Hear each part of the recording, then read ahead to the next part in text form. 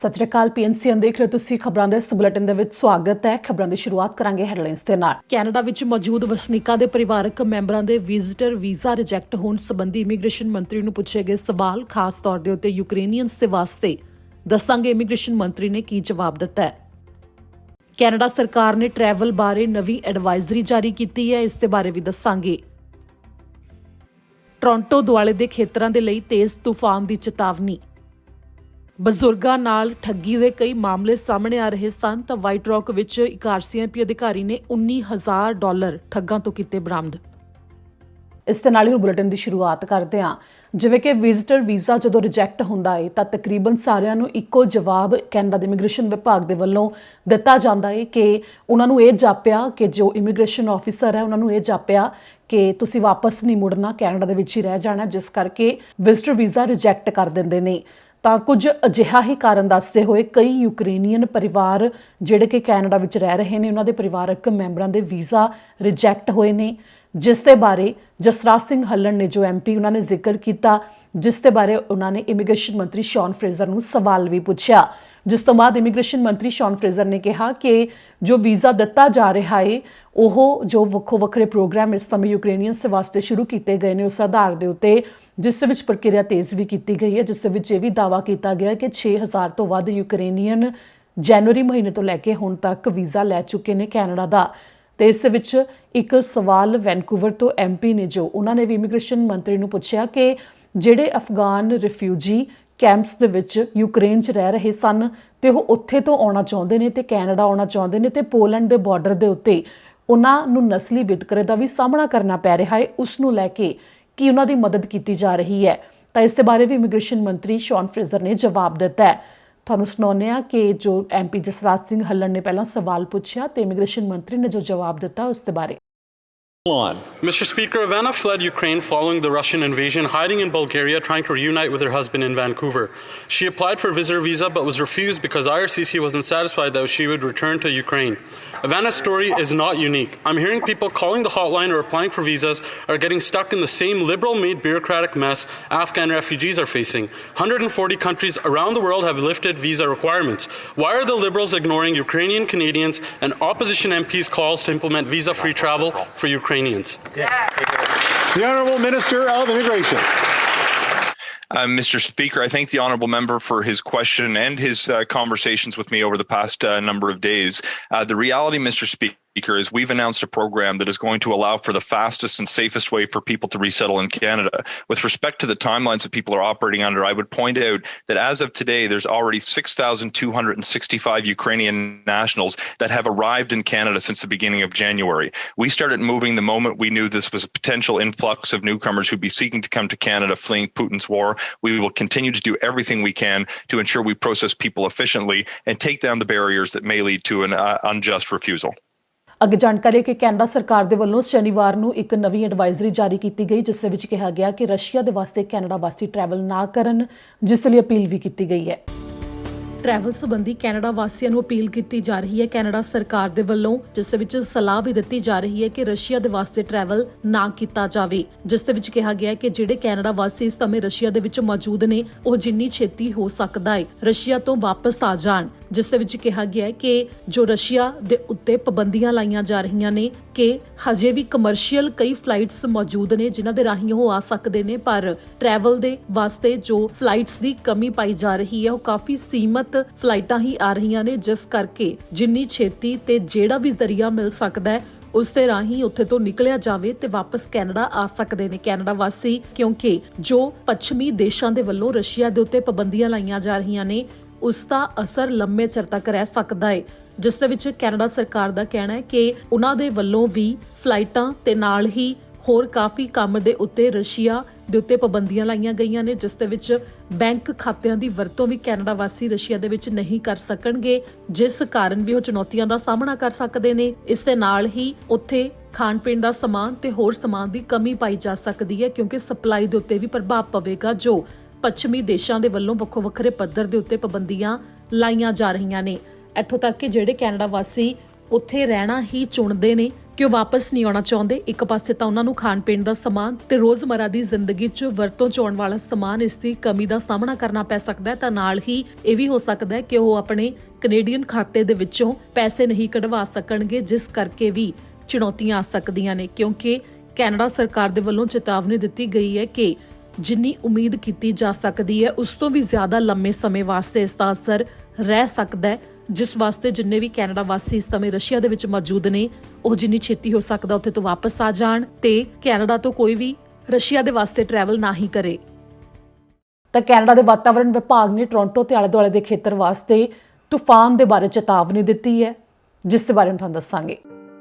Toronto ਖੇਤਰ ਵਾਸਤੇ environment Canada ਨੇ ਚੇਤਾਵਨੀ ਜਾਰੀ ਕੀਤੀ ਹੈ ਕਿ ਐਤਵਾਰ ਦੀ ਸਵੇਰ ਨੂੰ ਕਾਫੀ ਜ਼ਿਆਦਾ ਤੇਜ਼ ਹਵਾ ਚੱਲ ਸਕਦੀ ਹੈ ਤੇ ਤੂਫਾਨ ਦੀ ਚੇਤਾਵਨੀ ਦਿੱਤੀ ਗਈ ਹੈ, ਜਿੱਥੇ ਕਿ 80, 90 ਜਾਂ 100 ਕਿਲੋਮੀਟਰ ਪ੍ਰਤੀ ਘੰਟੇ ਦੇ ਹਿਸਾਬ ਦੇ ਨਾਲ ਵੀ ਹਵਾ ਚੱਲ ਸਕਦੀ ਹੈ। ਜਿਸ ਦੇ ਬਾਰੇ ਇਹ ਚੇਤਾਵਨੀ ਜਦੋਂ ਜਾਰੀ ਕੀਤੀ ਗਈ ਹੈ ਤਾਂ ਉਸ ਦੇ ਵਿੱਚ ਦੱਖਣੀ ਓਨਟਾਰੀਓ ਦਾ ਹਿੱਸਾ ਕਾਫੀ ਜ਼ਿਆਦਾ ਸ਼ਾਮਲ ਹੈ, ਜਿਸ ਦੇ ਬਾਰੇ ਇਹ ਦੱਸਿਆ ਗਿਆ ਹੈ ਕਿ ਐਤਵਾਰ ਦੀ ਸਵੇਰ ਤੇ ਐਤਵਾਰ ਦੀ ਦੁਪਹਿਰ ਤੱਕ ਇਹ ਤੇਜ਼ ਹਵਾ ਚੱਲ ਸਕਦੀ ਹੈ ਤੇ ਤੂਫਾਨ ਆ ਸਕਦਾ ਹੈ। ਜਿੱਥੇ ਪਾਵਰ ਲਾਈਨਸ ਨੇ ਯਾਨੀ ਕਿ ਬਿਜਲੀ ਦੀਆਂ ਤਾਰਾਂ ਲੰਘਦੀਆਂ ਨੇ, ਉਹਨਾਂ ਥਾਵਾਂ ਦੇ ਵਾਸਤੇ ਕਿਹਾ ਗਿਆ ਹੈ ਕਿ ਉਹਨਾਂ ਤਾਰਾਂ ਦੇ ਹੇਠਾਂ ਖਤਰਨਾਕ ਸਾਬਤ ਹੋ ਸਕਦਾ ਹੈ ਜੇਕਰ ਜ਼ਿਆਦਾ ਤੂਫਾਨ ਆਉਣ ਦੇ ਕਰਕੇ ਕੋਈ ਤਾਰ ਟੁੱਟ ਜਾਂਦੀ ਹੈ, ਜਾਂ ਫਿਰ ਜੋ ਨਿਰਮਾਣ ਦੇ ਕੰਮ ਦੇ ਲਈ ਉੱਚੀਆਂ ਕ੍ਰੇਨਸ ਦੀ ਵਰਤੋਂ ਹੁੰਦੀ ਹੈ ਉਹਨਾਂ ਕ੍ਰੇਨਸ ਦੇ ਲਈ ਵੀ ਖਤਰਨਾਕ ਸਾਬਤ ਹੋ ਸਕਦਾ ਹੈ, ਜਿਸ ਕਰਕੇ ਉਹਨਾਂ ਨੂੰ ਪਹਿਲਾਂ ਤੋਂ ਚੇਤਾਵਨੀ ਦਿੱਤੀ ਗਈ ਹੈ ਜੋ ਉੱਥੇ ਕੰਮ ਕਰਦੇ ਨੇ। ਤੇ ਵੱਡੇ ਬਿਲ ਬੋਰਡਸ ਨੇ ਜੋ ਉਹਨਾਂ ਦੇ ਵਾਸਤੇ ਵੀ, ਤੇ ਕਈ ਅਜਿਹੀਆਂ ਚੀਜ਼ਾਂ ਜੋ ਕਿ ਤੇਜ਼ ਹਵਾ ਦੇ ਨਾਲ ਪ੍ਰਭਾਵਿਤ ਹੋ ਸਕਦੀਆਂ ਨੇ, ਉਹਨਾਂ ਵਾਸਤੇ ਪਹਿਲਾਂ ਤੋਂ ਚੌਕਸ ਰਹਿਣ ਦੇ ਲਈ ਕਿਹਾ ਗਿਆ ਹੈ।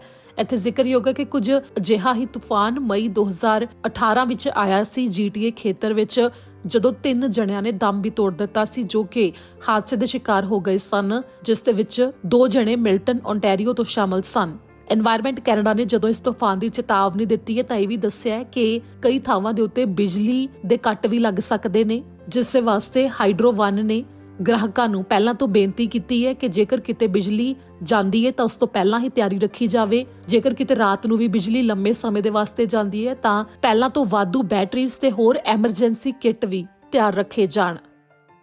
ਵੈਨਕੂਵਰ ਤੋਂ ਇੱਕ ਮਾਮਲਾ ਸਾਹਮਣੇ ਆਇਆ ਜਿੱਥੇ ਕਿ ਇੱਕ ਰਸ਼ੀਅਨ ਕਮਿਊਨਿਟੀ ਸੈਂਟਰ ਦੇ ਦਰਵਾਜ਼ੇ ਦੇ ਉੱਤੇ ਰੰਗ ਸੁੱਟਿਆ ਗਿਆ। ਵੈਨਕੂਵਰ ਪੁਲਿਸ ਇੱਕ ਮਾਮਲੇ ਦੀ ਜਾਂਚ ਕਰ ਰਹੀ ਹੈ। ਰਸ਼ੀਅਨ ਕਮਿਊਨਿਟੀ ਸੈਂਟਰ ਦੇ ਅੱਗੇ ਵਾਲੇ ਦਰਵਾਜ਼ੇ ਨੂੰ ਖਰਾਬ ਕੀਤਾ ਗਿਆ ਹੈ। ਕਿਟਸਿਲਾਨੋ ਭਾਈਚਾਰੇ ਵਿੱਚ ਅੱਧੀ ਰਾਤ ਨੂੰ ਅਜਿਹਾ ਕੀਤਾ ਗਿਆ, ਜਿਸ ਦੇ ਬਾਰੇ ਵੈਨਕੂਵਰ ਪੁਲਿਸ ਡਿਪਾਰਟਮੈਂਟ ਨੇ ਸ਼ਨੀਵਾਰ ਨੂੰ ਸਾਰਿਆਂ ਨਾਲ ਜਾਣਕਾਰੀ ਸਾਂਝੀ ਕੀਤੀ। ਵੈਸਟ 4 ਐਵੇਨਿਊ ਦੇ ਨੇੜੇ ਇਹ ਵਾਪਰਿਆ, ਜਿਸ ਦੇ ਵਿੱਚ ਨੀਲੇ ਤੇ ਪੀਲੇ ਰੰਗ ਦੇ ਨਾਲ ਇਮਾਰਤ ਦੇ ਅੱਗੇ ਵਾਲੇ ਦਰਵਾਜ਼ੇ ਨੂੰ ਤੇ ਨਾਲ ਹੀ ਸਾਈਡਵਾਕ ਨੂੰ ਖਰਾਬ ਕੀਤਾ ਗਿਆ ਹੈ, ਜਿਸ ਦੀਆਂ ਤਸਵੀਰਾਂ ਸਾਹਮਣੇ ਆ ਰਹੀਆਂ ਨੇ। ਜਿਸ ਦੇ ਵਿੱਚ ਇਹ ਵੀ ਕਿਹਾ ਗਿਆ ਹੈ ਕਿ ਜਿਵੇਂ ਕਿ ਯੂਕਰੇਨੀਅਨ ਝੰਡੇ ਦੇ ਵਿੱਚ ਨੀਲਾ ਤੇ ਪੀਲਾ ਰੰਗ ਹੈ, ਇਸ ਤਰ੍ਹਾਂ ਇਹਨਾਂ ਦੋਵਾਂ ਰੰਗਾਂ ਦੇ ਨਾਲ ਹੀ ਰਸ਼ੀਅਨ ਕਮਿਊਨਿਟੀ ਸੈਂਟਰ ਨੂੰ ਖਰਾਬ ਕੀਤਾ ਗਿਆ ਹੈ। ਤਾਂ ਇਸ ਦੇ ਵਿੱਚ ਜੋ ਯੂਕਰੇਨ ਤੇ ਰਸ਼ੀਆ ਦਰਮਿਆਨ ਇਸ ਸਮੇਂ ਜੰਗ ਛਿੜੀ ਹੋਈ ਹੈ, ਉਸ ਦਾ ਸੰਕੇਤ ਇਸ ਨੂੰ ਮੰਨਿਆ ਜਾ ਰਿਹਾ ਹੈ। ਜੋ ਇਮਾਰਤ ਦੇ ਅੱਗੇ ਕੁਝ ਇਸ ਤਰ੍ਹਾਂ ਰੰਗ ਸੁੱਟਿਆ ਗਿਆ, ਜਿਸ ਦੇ ਬਾਰੇ ਪੁਲਿਸ ਅਧਿਕਾਰੀਆਂ ਦਾ ਕਹਿਣਾ ਹੈ ਕਿ ਉਹ ਜਾਂਚ ਕਰ ਰਹੇ ਨੇ। ਹਜੇ ਕਿਸੇ ਵੀ ਸ਼ੱਕੀ ਦੇ ਬਾਰੇ ਕੋਈ ਜਾਣਕਾਰੀ ਨਹੀਂ ਦੱਸੀ ਗਈ ਹੈ ਤੇ ਇਸ ਦੇ ਨਾਲ ਹੀ ਕੋਈ ਸੰਦੇਸ਼ ਵੀ ਇਸ ਮੌਕੇ ਨਹੀਂ ਲਿਖਿਆ ਗਿਆ। ਸਿਰਫ ਰੰਗ ਦੇ ਨਾਲ ਇਸ ਕਮਿਊਨਿਟੀ ਸੈਂਟਰ ਨੂੰ ਖਰਾਬ ਕਰਨ ਦੀ ਕੋਸ਼ਿਸ਼ ਕੀਤੀ ਗਈ। ਵਾਈਟ ਰੌਕ ਵਿੱਚ ਇੱਕ ਪੁਲਿਸ ਅਧਿਕਾਰੀ ਨੇ ਫਰਾਡ ਕਰਨ ਵਾਲਿਆਂ ਨੂੰ ਗੈਸ ਸਟੇਸ਼ਨ ਦੇ ਉੱਤੇ ਕਾਬੂ ਕੀਤਾ, ਜਿਨ੍ਹਾਂ ਦੇ ਕੋਲੋਂ $19,000 ਕੈਸ਼ ਵੀ ਬਰਾਮਦ ਕੀਤਾ ਗਿਆ।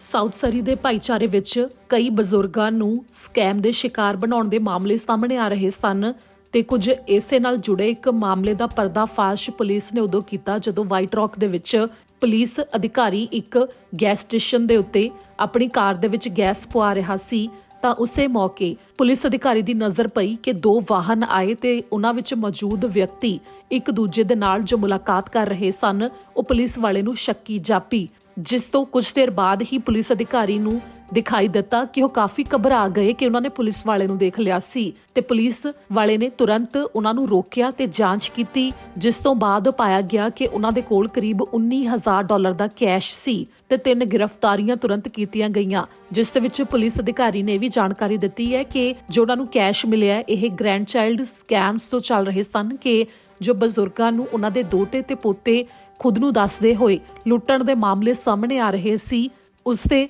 ਨਾਲ ਜੁੜਿਆ ਹੋਇਆ ਇਹ ਮਾਮਲਾ ਹੈ। ਜਿਸ ਦੇ ਵਿੱਚ ਇਹ ਜੋ ਵਿਅਕਤੀ ਇੱਕ ਦੂਜੇ ਨਾਲ ਗੱਲਬਾਤ ਕਰ ਰਹੇ ਸਨ, ਉਹ ਆਪਣੇ ਬੌਸ ਤੱਕ $19,000 ਨੂੰ ਪਹੁੰਚਾਉਣ ਦੇ ਵਾਸਤੇ ਕੋਸ਼ਿਸ਼ ਕਰ ਰਹੇ ਸੀ ਤੇ ਉਸੇ ਸਮੇਂ ਪੁਲਿਸ ਵਾਲੇ ਦੀ ਨਜ਼ਰ ਉਹਨਾਂ ਦੇ ਉੱਤੇ ਪੈ ਗਈ। ਜਦੋਂ ਪੂਰੇ ਮਾਮਲੇ ਦੀ ਜਾਂਚ ਕੀਤੇ ਜਾਣ ਤੋਂ ਬਾਅਦ ਜਾਣਕਾਰੀ ਸਾਹਮਣੇ ਆਈ ਤਾਂ ਉਸ ਤੋਂ ਬਾਅਦ ਵਾਈਟ ਰੌਕ RCMP ਨੇ ਇਸ ਜਾਣਕਾਰੀ ਨੂੰ ਜਨਤਕ ਕੀਤਾ ਹੈ ਤੇ ਇਹ ਤਸਵੀਰ ਵੀ ਪੁਲਿਸ ਨੇ ਹੀ ਸਾਂਝੀ ਕੀਤੀ ਹੈ ਜੋ ਕੈਸ਼ ਉਹਨਾਂ ਨੂੰ ਇੱਕ ਲਿਫਾਫੇ ਦੇ ਵਿੱਚ ਮਿਲਿਆ ਤੇ ਵੈਨਕੂਵਰ, ਸਰੀ, ਡੈਲਟਾ, ਵੈਸਟ ਵੈਨਕੂਵਰ ਇਹਨਾਂ ਵੱਖੋ-ਵੱਖਰੀਆਂ ਥਾਵਾਂ ਦੇ ਉੱਤੇ ਕੁਝ ਅਜਿਹੇ ਸਕੈਮ ਕੀਤੇ ਗਏ ਸਨ ਲੋਅਰ ਮੇਨਲੈਂਡ ਦੇ ਵਿੱਚ, ਜਿਸ ਦੇ ਵਿੱਚ ਇਹ ਦੱਸਿਆ ਗਿਆ ਹੈ ਕਿ ਜਿਸ ਖੇਤਰ ਦੇ ਵਿੱਚ ਉਹਨਾਂ ਨੂੰ ਕੈਸ਼ ਮਿਲਿਆ ਹੈ ਉਸ ਖੇਤਰ ਵਿੱਚ ਜੋ ਪੀੜਤ ਨੇ ਜਿਨ੍ਹਾਂ ਨੂੰ ਲੁੱਟਿਆ ਗਿਆ ਸਕੈਮ ਦੇ ਸ਼ਿਕਾਰ ਬਣਾਉਂਦੇ ਹੋਏ ਉਹਨਾਂ ਨੂੰ ਇਸ ਦੇ ਬਾਰੇ ਦੱਸ ਦਿੱਤਾ ਗਿਆ ਤੇ ਛੇਤੀ ਹੀ ਜੋ ਇਹ ਪੈਸੇ ਨੇ ਇਹ ਵਾਪਸ ਉਹਨਾਂ ਨੂੰ ਦੇ ਦਿੱਤੇ ਜਾਣਗੇ ਜਿਨ੍ਹਾਂ ਦੇ ਪੈਸੇ ਲੁੱਟੇ ਗਏ ਸਨ, ਜਿਨ੍ਹਾਂ ਦੇ ਨਾਲ ਇਹ ਫਰਾਡ ਕੀਤਾ ਗਿਆ। ਤਾਂ ਓਨਟਾਰੀਓ ਵਿੱਚ ਇੱਕ ਭਿਆਨਕ ਸੜਕ ਹਾਦਸਾ ਵਾਪਰਿਆ ਜਿਸ ਦੇ ਵਿੱਚ 3 ਭਾਰਤੀ ਮੂਲ ਦੇ ਨੌਜਵਾਨਾਂ ਨੇ ਦਮ ਤੋੜ ਦਿੱਤਾ। ਇਸ ਹਾਦਸੇ ਦੇ ਬਾਰੇ ਪੁਲਿਸ ਨੇ ਪੂਰੀ ਜਾਣਕਾਰੀ ਸਾਂਝੀ ਕੀਤੀ ਹੈ ਤੇ ਮ੍ਰਿਤਕਾਂ ਦੀ ਪਛਾਣ ਨੂੰ ਵੀ ਜਨਤਕ ਕੀਤਾ ਗਿਆ ਹੈ। ਓਨਟਾਰੀਓ ਵਿੱਚ ਇੱਕ ਜਾਨਲੇਵਾ ਸੜਕ ਹਾਦਸਾ ਵਾਪਰਿਆ ਬੁੱਧਵਾਰ ਦੀ ਰਾਤ ਨੂੰ, ਜਿੱਥੇ ਕਿ ਇੱਕ ਵੈਨ ਤੇ ਸੈਮੀ ਟ੍ਰੇਲਰ ਦੀ ਟੱਕਰ ਹੋ ਗਈ ਆਪਸ ਦੇ ਵਿੱਚ। Wellington County Ontario provincial police ਨੇ ਦੱਸਿਆ ਕਿ ਵੈਲਿੰਗਟਨ ਰੋਡ 109 ਦੇ ਉੱਤੇ ਸਾਈਡ ਰੋਡ 12 ਦੇ ਨੇੜੇ 8:30 ਵਜੇ ਦੇ ਕਰੀਬ ਦਾ ਰਾਤ ਨੂੰ ਸਮਾਂ ਸੀ ਬੁੱਧਵਾਰ ਨੂੰ ਜਦੋਂ ਉਹਨਾਂ ਨੂੰ ਬੁਲਾਇਆ ਗਿਆ, ਜਿੱਥੇ ਕਿ ਹਾਦਸਾ ਵਾਪਰਿਆ ਹੋਇਆ ਸੀ, ਜਿੱਥੇ ਕਿ 2 ਜਣਿਆਂ ਨੂੰ ਮੌਕੇ ਦੇ ਉੱਤੇ ਹੀ ਮ੍ਰਿਤਕ ਐਲਾਨ ਦਿੱਤਾ ਗਿਆ ਤੇ 2 ਜਣਿਆਂ ਨੂੰ ਤੁਰੰਤ ਹਸਪਤਾਲ ਪਹੁੰਚਾਇਆ ਗਿਆ, ਜਿਨ੍ਹਾਂ ਦੇ ਵਿੱਚੋਂ ਇੱਕ ਦੀ ਹਾਲਤ ਜ਼ਿਆਦਾ ਖਰਾਬ ਸੀ ਕਿ ਉਸਨੇ ਹਸਪਤਾਲ ਪਹੁੰਚ ਕੇ ਦਮ ਤੋੜ ਦਿੱਤਾ। ਪੁਲਿਸ ਮੁਤਾਬਕ 3 ਜਣੇ ਜਿਨ੍ਹਾਂ ਨੇ ਇਸ ਹਾਦਸੇ ਦੇ ਵਿੱਚ ਦਮ ਤੋੜਿਆ ਹੈ ਉਹਨਾਂ ਦੀ ਪਛਾਣ ਜੋ ਦੱਸੀ ਗਈ ਹੈ ਗੁਰਿੰਦਰਜੀਤ ਸਿੰਘ ਲਿੱਦੜ ਜਿਸ ਦੀ ਉਮਰ 31 ਸਾਲ ਸੀ, ਕਰਨਪ੍ਰੀਤ ਸਿੰਘ ਗਿੱਲ ਜਿਸ ਦੀ ਉਮਰ 22 ਸਾਲ ਸੀ, ਸਨੀ ਖੁਰਾਣਾ ਜਿਸ ਦੀ ਉਮਰ 24 ਸਾਲ ਸੀ।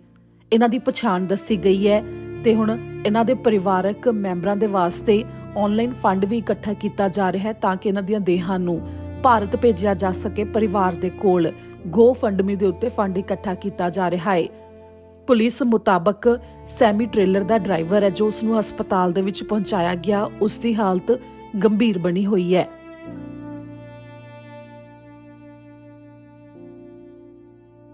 ਅੱਗੇ ਜਾਣਕਾਰੀ ਜੋ ਕੱਲ ਪ੍ਰਧਾਨ ਮੰਤਰੀ ਜਸਟਿਨ ਟਰੂਡੋ